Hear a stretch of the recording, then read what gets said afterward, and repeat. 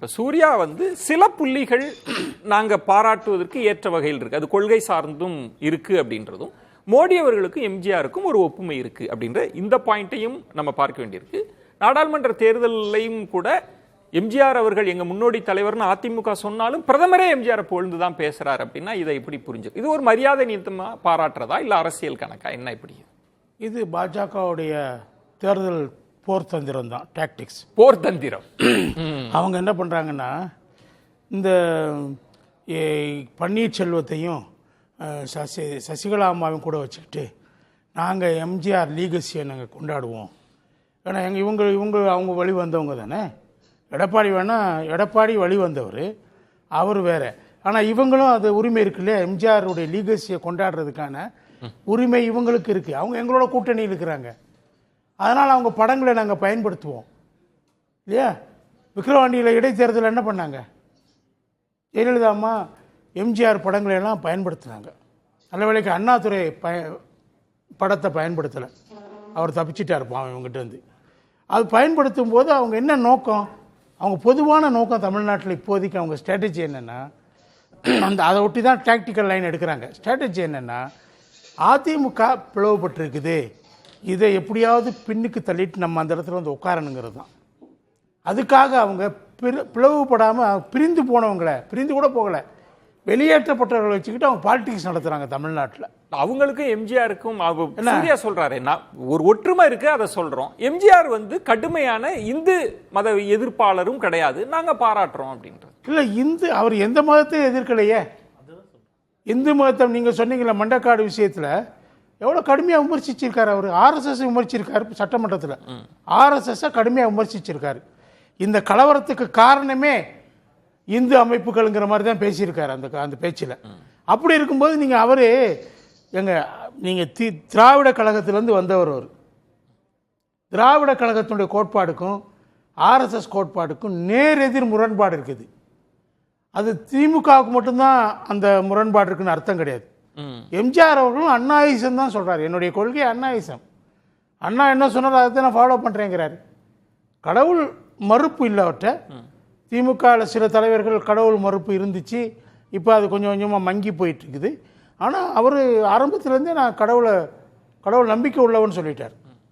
அவர் எப்பயுமே கடவுள் மறுப்பை அவர் சொல்லலை. மக்கள் தொகை கணக்கெடுப்புல அதே சமயத்தில் சினிமா மதம்ன்றப்ப அவர் திராவிட மதம்னு தன்னை அது தனிப்பட்ட அதை டிஸ்டிங்விஷ் எப்படி பண்ணார்னா, அது தனிப்பட்ட முடிவுன்னாரு. கடவுளை ஏற்றுக்கொள்வதும் ஏற்றுக்கொள்ளாததும் ஒரு நபருடைய தனிப்பட்ட முடிவு.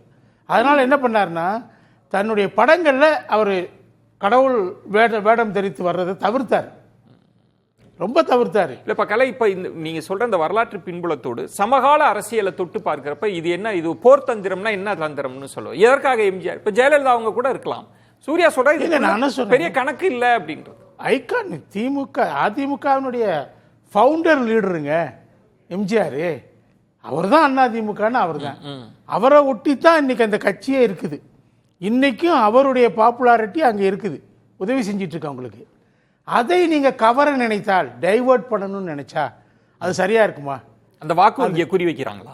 அந்த வாக்கு வங்கியை தான் குறி வைக்கிறாங்க. இல்ல எம்ஜிஆர் ஓரளவுக்கு இந்துத்துவ சார்பு நிலை கொண்டவர்னு சொல்ல வராங்களா? அப்படின்னு சொல்ல வர்றாங்க. அவர் பெரிய அளவுக்கு கடவுள் மறுப்பாளர் இல்லை அப்படிங்கிற அடிப்படையில் அவர் இந்துக்களுக்கு சார்பான ஆளுங்கிற மாதிரியான ஒரு முகத்தை அவருக்கு பொறுத்துறதுக்கு முயற்சி பண்றாங்க. அதனாலதான் ஜெயக்குமார் உடனடியா எதிர்வினை. ஆமா, நிச்சயமா எதிர்வினை ஆட்டித்தேன் ஆகணும். எப்படிங்க நீங்க எம்ஜிஆர் நீங்க எப்படிங்க லீகசியை நீங்க எப்படிங்க இன்ஹெரிட் பண்ண முடியும்? அது சொல்றதே தப்பு இல்லை. அவர் இடையில வந்த தலைவர் கிடையாது, அவர் ஃபவுண்டர் லீடர். அவருடைய கொள்கைகள் தான் இன்னைக்கும் அதிமுக ஃபாலோ பண்ணிட்டு இருக்காங்க. அப்படி இருக்கும்போது அவரை நீங்க எப்படிங்க எங்களுக்கு ஒத்து போனவர், எங்களோட இணைந்தவர், எங்கள் மோடி தலைவரோட அவரை ஒப்பிட்டு பார்க்கலாம்லாம் எப்படி சொல்கிறீங்க? ஏன்னா எம்ஜிஆருடைய பாப்புலாரிட்டி சாதாரண, நான் உலகத்தில் யாருக்குமே இந்த மாதிரியான ஒரு பாப்புலாரிட்டி பார்த்ததே இல்லை. மதுரையிலேயே இந்திரா காந்தி அம்மா காத்துட்டு இருக்கிறாங்க ஒரு பெட்டிஷன் தர்றதுக்காக. இவர் இங்கேருந்து பாண்டியன் எக்ஸ்பிரஸில் முதல் நாள் நைட் ஏறுறாரு. மறுநாள் காலையில் பாண்டியன் எக்ஸ்பிரஸ் 6 மணிக்கு மதுரைக்கு போய் சேரணும். அது எப்போ போய் சேர்ந்துச்சு? மறுநாள் இரவு தான் போய் சேர்ந்துச்சு. வழிநடுக இவர் வர்றான்னு தெரிஞ்சோன்னா மக்கள் வண்டியை நிறுத்தி இவரை பார்த்துட்டு பிறகுதான் வண்டி அனுமதிச்சாங்க. என்ன பாப்புலாரிட்டி யாருக்கு இருக்குங்க அந்த மாதிரி பாப்புலாரிட்டி? நான் யாருக்கும் உலகம் பூரா எங்கேயும் பார்த்ததில்ல. அதுதான் பாஜகவோட அந்த பாப்புலாரிட்டியை உங்க பார்வை, ஒரு பகுதியை நீங்க களவாட நினைக்கிறாங்க, நான் சொல்லல, கவர நினைக்கிறீங்க நீங்க. ஏன்னா உங்களுக்கு இங்க அடித்தளம் பலமா இல்ல, பாஜகவுக்கு இங்க அடித்தளம் பலமா இல்ல. வேறொரு கட்சியை சார்ந்து இல்லாட்டி அந்த வேறொரு கட்சியை கவிழ்த்து விட்டு அந்த இடத்துல வர்றதுதான் உங்களுடைய டாக்டிக்கல் லைன். சூர்யா, நீங்க செஞ்சுட்டே இருக்கீங்க தொடர்ந்து. ஒரே ஒரு குறுக்கீடு, எம்ஜிஆர் அவர்கள் திராவிட கழக பாரம்பரியம்னு சொன்னாரு, கிடையாது. அவரு காங்கிரஸ் பாரம்பரியம். காங்கிரஸ்ல தான் முதல்ல சேர்ந்தாரு. அதுக்கப்புறமா அவருடைய நட்பு வட்டத்தின் காரணமாக திமுகவுக்கு வந்தாரு. கொள்கையினால வந்தாரு, கொள்கையை அடாப்ட் பண்ணிட்டாரு.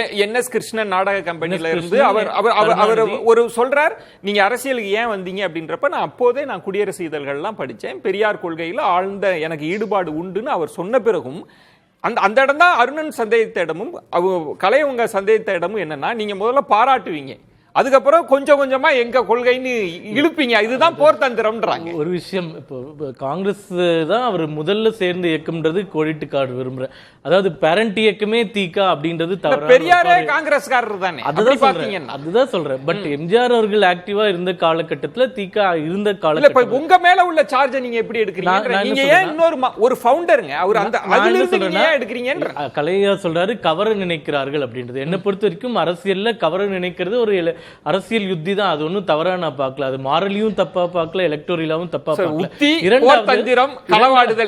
வார்த்தை வேற இருந்தாலும் நோக்கம் ஒண்ணா இருக்கா? இன்னொரு கருத்து என்னன்னா, மக்கள் முட்டாள் கிடையாது. இப்ப நாங்க அவரை இவர் சொன்ன மாதிரி நாங்க தூக்கி வச்சு கொண்டாடுறது அந்த மாதிரிலாம் எதுவுமே இல்லை. மோடி அவர்களுக்கும் எம்ஜிஆர்களுக்கும் இருக்கிற ஒற்றுமையை காட்டுறோம். மக்களை எளிதாக முட்டாளாக்க முடியாது, இல்ல அந்த மாதிரி எல்லாம் பண்ண முடியாது. நாங்க ஒற்றுமையை சொல்றோம், மக்கள் ஏத்துக்கிட்டா ஏத்துக்கிட்டும், இல்லன்னா இல்ல எங்களுக்கு. அவர் சொல்றாரு இது ஒரு உத்தின்ற காலம் பூரா அடித்தட்டு மக்களுக்காகவே எல்லா திட்டங்களையும் கொண்டு வந்தவர் மோடி அவர்களும் தான். அடித்தட்டு மக்களுக்காக கொண்டு வரல, அவரு இந்திய பெருமுதலாளிகளுடைய ஆதரவாளராகவும் இருக்கிறாரு.